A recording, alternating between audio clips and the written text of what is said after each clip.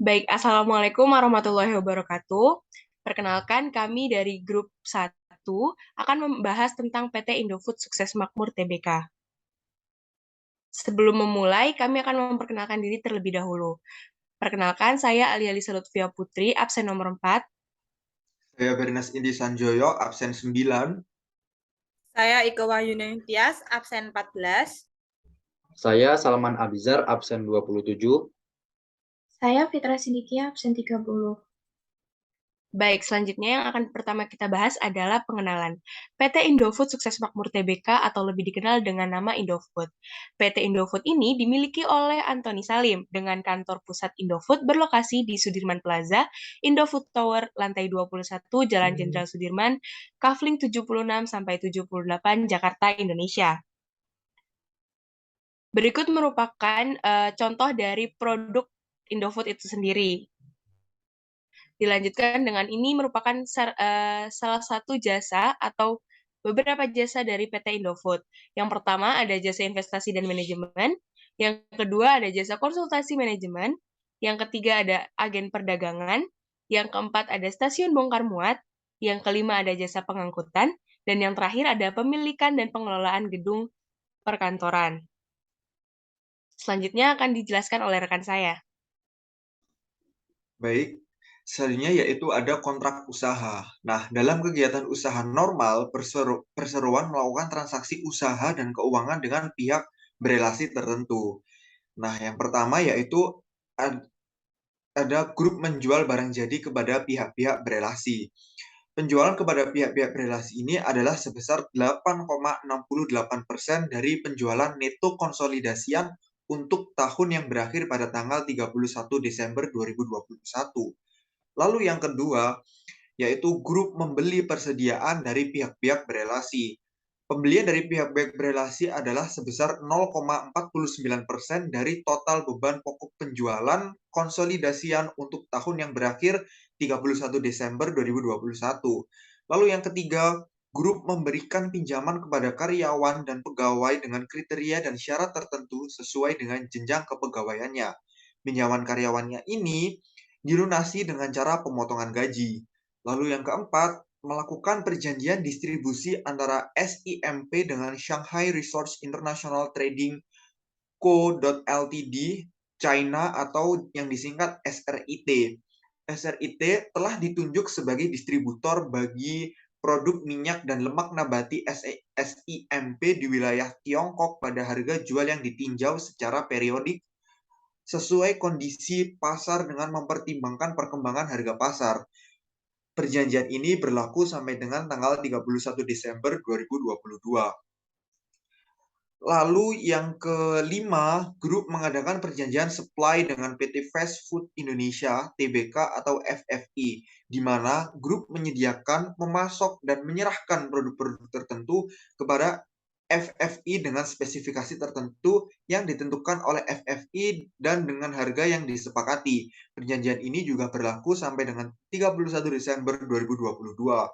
Lalu yang keenam, grup mengadakan perjanjian supply dengan PT Nippon Indosari Corporindo Tbk atau NIC, di mana grup menyediakan, memasok, dan menyerahkan produk-produk tertentu kepada NIC dengan spesifikasi tertentu juga.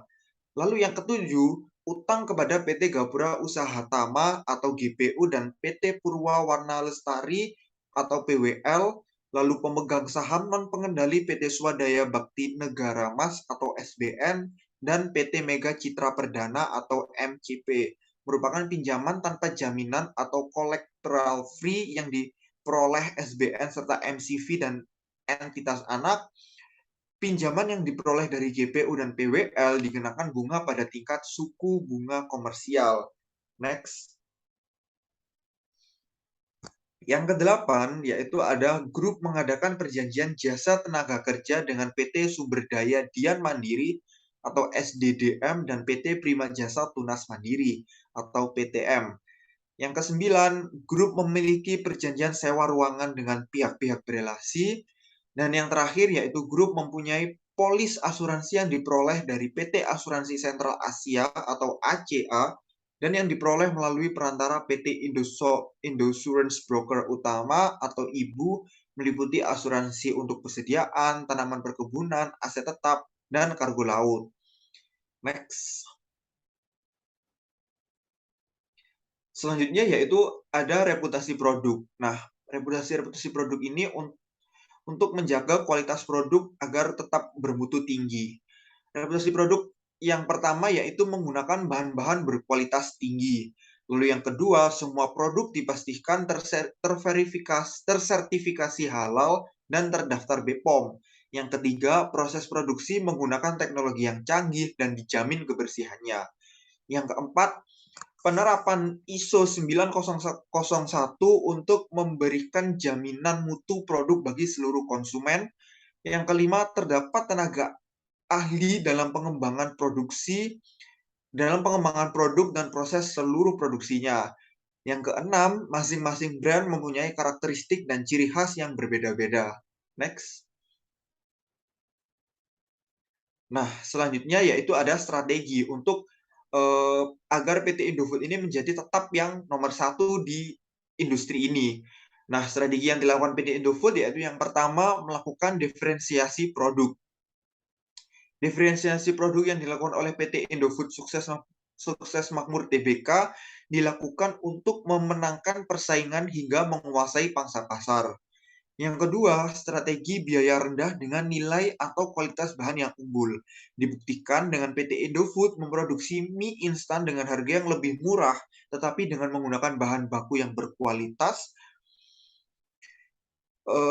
yang sama dengan yang lainnya. Contohnya adalah Supermie dan Indomie. Lalu yang ketiga, yaitu mengoptimalkan portofolio produk yang selaras dengan permintaan pasar. Yang keempat, upaya distribusi diperdalam dan diperluas untuk memastikan produk senantiasa mudah didapat oleh para konsumen. Lalu yang kelima, mempromosikan melalui media elektronik dan media sosial dengan pangsa pasar yang dituju. Lalu yang keenam, menyelenggarakan acara memasak secara virtual bekerja sama dengan para pembuat konten atau konten kreator dan berbagai portal kuliner online yang populer.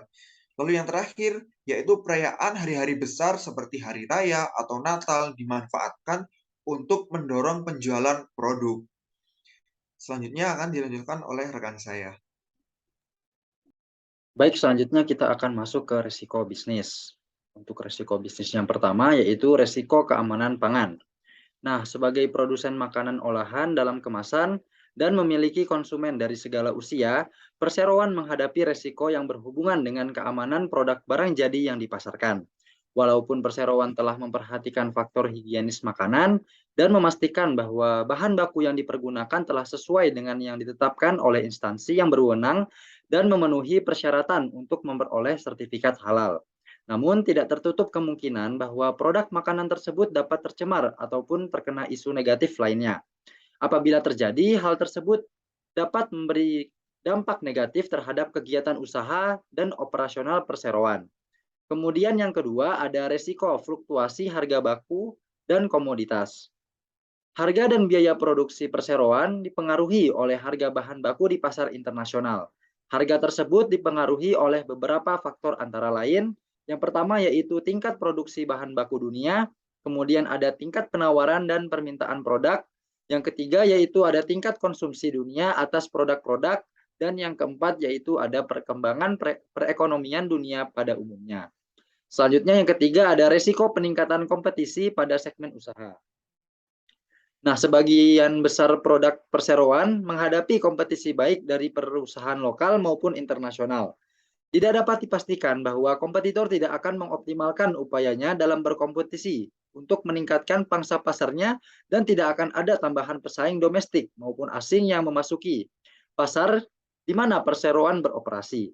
Peningkatan kompetisi tersebut dapat mempengaruhi kemampuan perseroan untuk mempertahankan atau menaikkan pendapatannya.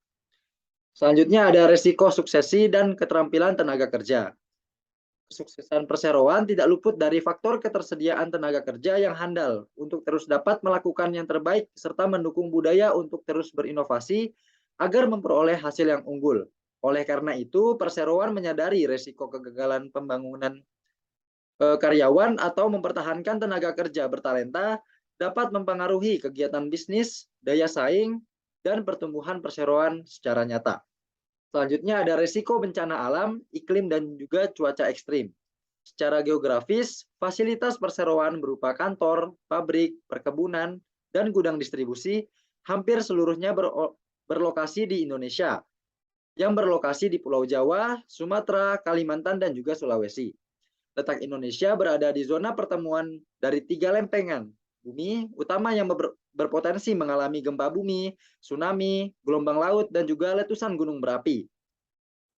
Nah, hal ini dapat terjadi di luar kendali perseroan dan dapat membahayakan keselamatan karyawan, merusak fasilitas, dan juga mengganggu jalur distribusi.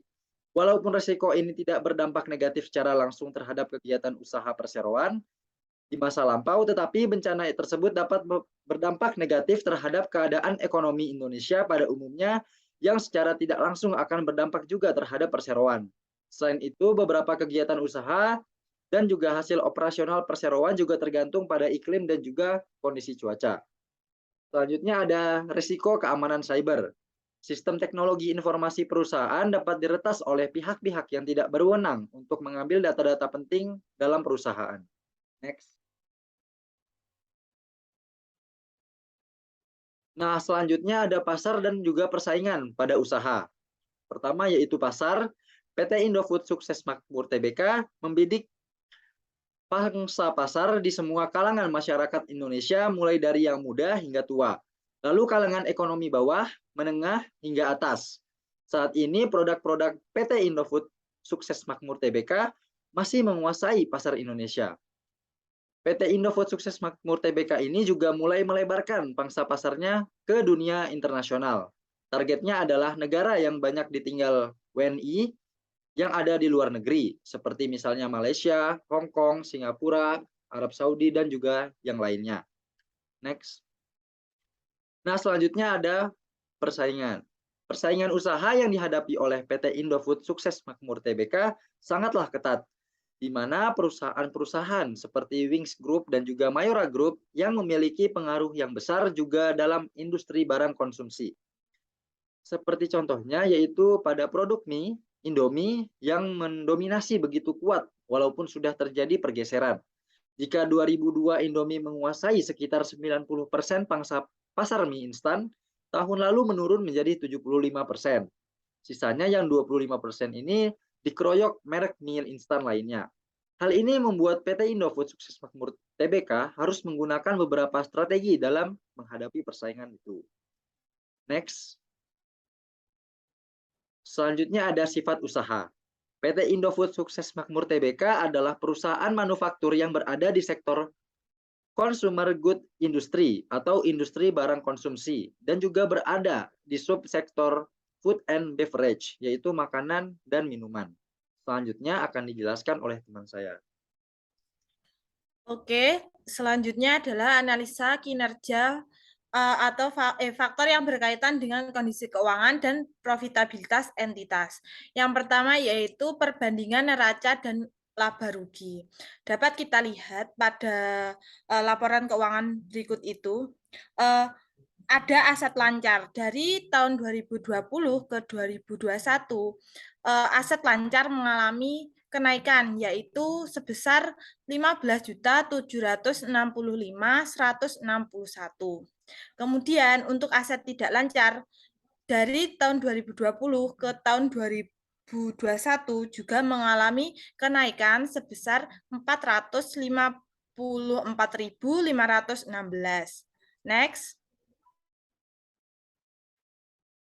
Kemudian untuk liabilitas jangka pendek dari tahun 2020 ke 2021 juga mengalami kenaikan sebesar 12.427.529. Kemudian untuk liabilitas jangka pendek mengalami penurunan yaitu sebesar 3.701.919. Next. Untuk ekuitas mengalami kenaikan dari tahun 2020 ke 2021 sebesar 7.494.067. Next. Kemudian untuk laba rugi, penjualan mengalami kenaikan dari tahun 2020 ke 2021, yaitu sebesar 17.614.149. Untuk beban penjualan dan distribusi juga mengalami kenaikan, yaitu 1.041.336. Untuk beban umum dan administrasi juga mengalami kenaikan, yaitu sebesar 227.011.